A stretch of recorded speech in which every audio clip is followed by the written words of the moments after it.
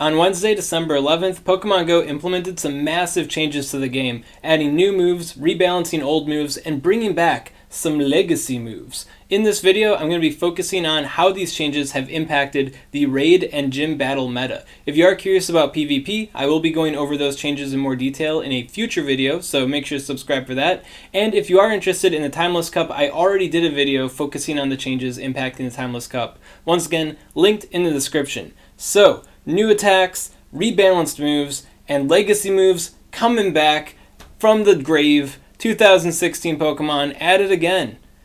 Let's get into it. By the way, if you want to have this official information, link to the announcement in the description as well. So starting out, the most hype of this announcement is Lucario getting Aura Sphere. Finally, its signature attack is in the game, and you can TM it to your Lucarios now. So no fear about a Lucario Community Day or Raid Day coming in, ruining your Lucario or ruining your evolution, right? You can just TM Aura Sphere onto it. And with Aura Sphere, it is so powerful that Lucario is now the best fighting type attacker in the game. We were worried about the Gen 5 future, that is Conkeldurr. Conkeldurr does not matter. It is all about the Lucario here. You can see that it takes a massive lead in DPS, and while the TDO, its effective tankiness, isn't as impressive as the other fighting types, or at least the not glassy fighting types, the combination of the DPS to the third power times TDO, which is a Pokemon's overall goodness, is higher than that of all the other fighting types. We can sort by that.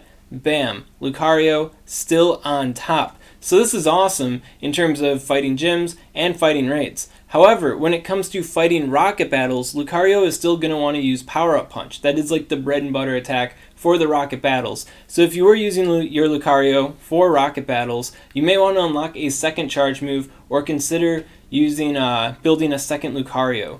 But if you aren't interested in that, then you could also relegate a different fighting type Pokemon to rocket battles. That's fine as well. But yeah, Lucario, Aura Sphere, freaking awesome. So what makes Aura Sphere so good? Because Lucario was kind of a bummer before. Like you can see, it's not really showing up on here without Aura Sphere. If I go to the second page, there we go, close combat, you know, worse than Machamp by a bit there. So what's up with Aura Sphere? Well, looking at the stats here on Game Press, if you want this information, link in the description to that, you can see that Aura Sphere is kind of similar to Dynamic Punch. 90 base power, 50 energy cost. So why is Aura Sphere so insane? Why isn't Machamp on this insane level? Well, it's about the animation time. Dynamic Punch is 0.9 seconds slower than Aura Sphere, which means Aura Sphere allows you to start using your counterattack that much faster and reach more Aura Spheres that much faster than you would for Dynamic Punches. In fact, if I take off the fighting type filter, you can see out of all moves that are currently released in Pokemon Go, Aura Sphere is the most powerful attack. Precipice Blades, Origin Pulse, they're not in the game yet. I don't know when they're going to add them in the game. Doesn't matter. Aura Sphere is currently number one. The ultimate attack. So the ultimate attack placed on a pretty good fighting type Pokemon with a good fast move, Lucario.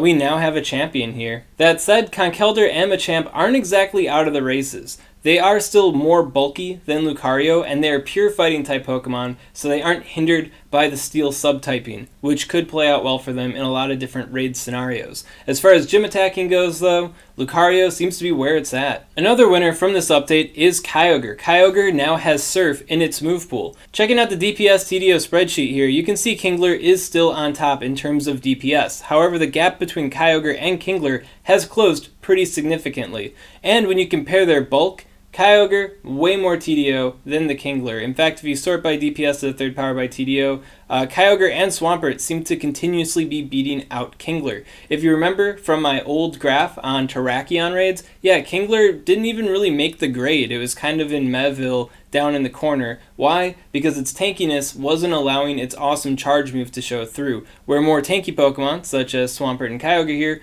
were awesome. So Kyogre overall was still the water type god in my heart and soul, and now it has Surf, making it more definitively the water type god. Now as far as Kingler goes, Kingler is still a really good budget option. You can catch one at level 35, you can trade it in mass with your friends to get a lucky so it doesn't cost so much to power up. It's got slightly better DPS, which ends up mattering more in lower tier raids where you survive longer too. So Kingler is definitely not out of the game, but But Kyogre's game has definitely been stepped up here, which is pretty awesome. So go Kyogre. Another change added to the game was Earthquake. Earthquake has been buffed from 120 base power to 140 base power, making it more competitive with Earth power. As a result, Groudon, Garchomp, and Rhyperior have gotten a massive buff in battles. However, you might be questioning, with this buff, why is Groudon still below Excadrill here in terms of DPS? Excadrill doesn't use Earthquake, it's using Drill Run.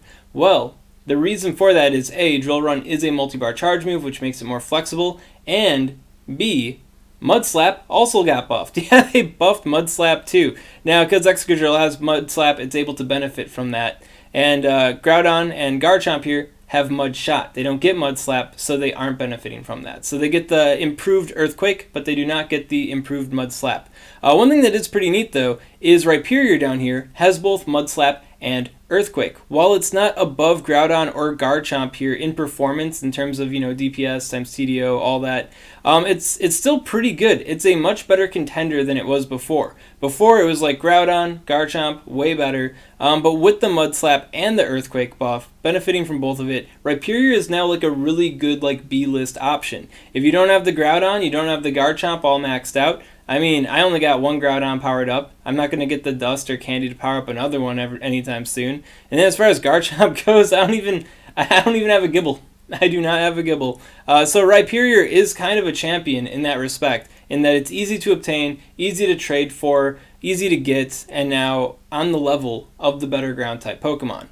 That all said, don't get too overzealous for the ground types right now, because the future is coming. And in the future, we have Landorus Therian form. And no matter how you cut this cake, this is going to be the top cat in the kingdom here in terms of ground type damage. So I'd say hold out for that. Hold out for that. Save your Air Candy, save your Stardust if you want a powerful ground type, because Landorus T is definitely going to be changing the game. Now, because I wanted to see all these updates play out in action, I decided to tack these Pokemon on to my old Terrakion counter graph.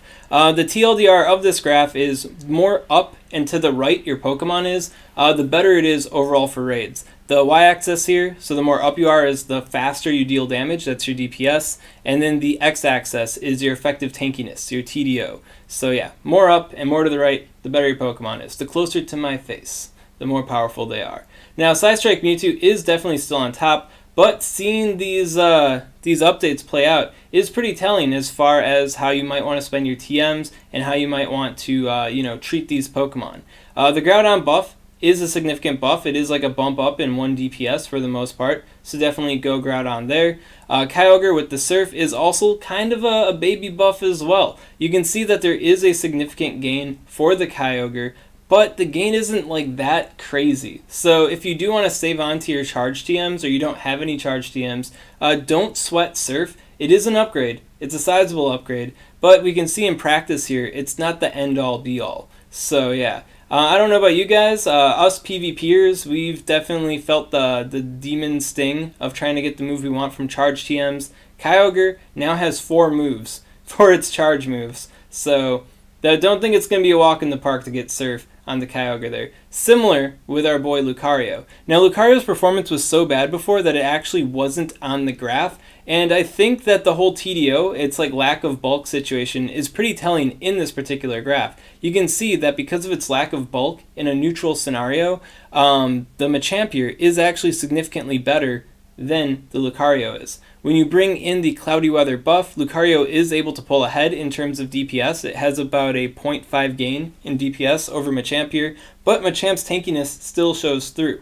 Now, Terrakion is pretty aggressive towards Lucario. It's got Earthquake. It's got Close Combat. So those are attacks that'll obviously, take this guy out right quick and makes it hard for you to land your charge moves. But this is an example of how Machamp may be outdone by Lucario. Lucario may be the best quote-unquote fighting type Pokemon in the game, but circumstances, scenarios playing out in action, in raids, can bring Machamp and the future Conkeldurr ahead of the Lucario. So Machamp is not dead. Machamp is alive and well. Lucario is awesome though. Try to get one if you can. And if you were curious about Kingler here, where's Kingler on the graph? Top water type DPS. Yeah, Kingler is down here by the 21.5. That's a level 21.5 Psystrike Mewtwo, by the way. And these are level 40 Pokemon. If you're not familiar with my graphs, that is. Yeah, so I didn't do a weather boost on Kingler here because Kingler was it was too sad. It was too sad to watch. But there is an interesting parallel between Kingler and Kyogre here and the Lucario and the Machamp. That's pretty interesting to make note of. So yeah, Machamp, you may be dead in one respect, but you still live on because we have you powered up to level 40 already, and you're pretty easy to obtain. If you're curious about Rhyperior on this graph, I did chart it out and it ended up being like not so hot, mostly in part of the super effective attacks coming from the Terrakion once again. So I decided to not clutter up the graph too much by including Rhyperior, but in this particular raid, Rhyperior definitely does not show its stuff. Now the buffs don't just stop there. Our friend Tangrowth actually got a buff too. Now sorting this just by DPS, Tangrowth doesn't look too impressive, but you can see a lot of these DPSs end up being pretty dang similar, which means the tankiness ends up being a little bit more important if DPS is so dang similar, right? So sorting by the combination of DPS to the third power times TDO, so definitely a bigger focus on the DPS here, Tangrowth is number 3. In fact, it's number 2 because Skyman is not out yet. Skyman is a mythic Pokemon. We'll probably get it with an event in the future. At any rate, yeah, Roserade is still the top banana as far as grass-type damage goes and overall grass-type performance, but Tangrowth is now a really heavy contender, actually being on the level, if not surpassing, our friend Venusaur here. So definitely pretty hyped for the Tangrowth. I felt it was a huge injustice that Tangrowth didn't get Power Whip right away, so I'm really happy that Tangrowth got Power Whip. I'm good on Niantic for that. Got to keep the thematics going, right? So go Tangrowth. So that aside, there are other moves that have been added to the game, like Fell Stinger, Mirror Shot, Superpower, but those attacks, oh yeah, Oxzuka, but those attacks are more PvP focused, so if you want details on them, then check out the PvP iteration of this video. And then of course, Cloyster, Feraligatr, the Porygon, Celebi, Shiftry, Licky, and Scoutland, Heatran a little bit. These guys are also more PvP-focused changes. I actually overlooked Heatran here. Heatran with the Flamethrower, tanky Fire-type Pokemon, held back because it has Fire Blast. Flamethrower is a slight upgrade for Heatran. But as far as using it in raid content goes, Heatran is still kind of like a little bit of a meme. But if you do have one powered up, maxed out, maybe you're using it for the Master League, this is a good gain for it in the Master League. And as a tanky Fire-type, should you want to use the Heatran, the Flamethrower is a nice buff for it. So go Heatran. Now the big news, stuff that everyone's getting super excited about, some people are getting pretty mad about it too if they did some high-end trading. There are some legacy moves that are returning back to Pokemon Go. Arcanine is getting Flamethrower again. Poliwrath is getting Mudshot, Machamp, Cross Chop, Golem, Ancient Power, Gengar, Shadow Claw. That's a big one. Executor, Confusion, Pinsir, Fury Cutter, Gyarados gets Dragon Breath and Twister back, Snorlax, Body Slam, and then Dragonite gets Dragon Breath and Dragon Claw. Now the vast majority of these additions are PvP focused, and it's assumed that the reason why they're coming back is because of how good a lot of these attacks are in PvP, and they're having the Go Battle League coming out soon, which is Pokemon Go's in-house ranked PvP system. Of course, more details on that in a future video, so if you want those details, subscribe to SwagTips. As far as the raid content and gym attack content goes, Gengar is obviously a massive winner here. Shadow Claw Gengar. If you have a Hex or a Sucker Punch Gengar, yeah, fast TM time, man. Fast TM time. Shadow Claw is back. Now, as far as Lick versus Shadow Claw goes, there will always be the debate as to which one is better, and there's going to be a whole different host of circumstances making one of the moves better than the other one in practice. That said, you can now TM to Shadow Claw. You cannot TM to Lick. So Lick Gengars that you have can stay Lick Gengars, and Shadow Claw Gengars that you don't have can now be made because Shadow Claw is back in the game. These changes have already been implemented, so yeah, you can go ham with the TMs already, and yeah, get Shadow Claw on your Gengar. Shadow Claw Gengar will be a little bit annoying to TM as well, though. I mean, 3 different fast moves. You thought charge moves were hard to get with your TMs? Well, welcome to the fast moves, fool. Yeah, good luck getting Shadow Claw Gengar if you're thrifting on fast TMs. We're all pretty salty about that. If you feel salty about this, make sure to let Niantic know. Send them a message, get on Twitter, at them or something. They will listen to us, inevitably. Now, one thing that might be overlooked here is Cross-Chop on Machamp. Now, in general, Cross-Chop Machamp, Cross-Chop isn't as good as the Dynamic Punch is, but because of the earlier damage window and the shorter animation time of Cross-Chop, there are some situations where a Cross-Chop Machamp can outdo a Machamp in performance. More importantly, if you are using your Lucarios for raid content, you want to get Aura Sphere, and you do not care about the power-up punch, right? A Cross-Chop Machamp does make a suitable replacement for the Lucario if you're doing a little switcheroo there. Like, I don't got the rare candy, I don't got the Stardust to 2-move my Lucario, so it's just raid focus time, right? Well, now the raid bummer Machamp, second place, right, still has Cross-Chop. You can TM to that, and that'll help you out in Rocket Battles too if your Lucarios are going to become Aura Sphere only ones. So just a little extra spice there, right? Aside from that, all this other stuff really isn't too hype for raiding and gym content. I mean, if you consider like gym defense, then I guess Dragon Claw and Twister and Body Slam and Confusion, these are some nice additions for gym defense, but I'm kind of giving up on gym defense, man. It's such a meme, you know? Like, you don't have to think too hard to make a good defended gym, but I'm pretty sure that there's a lot of you out there that want me to update my gym defender tier list for the new generation here, so I will think on doing it. So that is my summary of all the changes that have happened in Pokemon Go in terms of raid and gym offense content in the game. Of course, if you are curious about the greater PvP content, maybe you're interested about that Go Battle League, the in-house ranked PvP system, well, subscribe to SwagTips. I'm doing videos on that over the weekend. And if you are participating in the Timeless Cup and you haven't seen my Timeless Cup video already, link to that as well in the description, covering how these changes affect the Timeless Cup. We got a couple weekends left. Could be good to know what's out there for the Timeless Cup.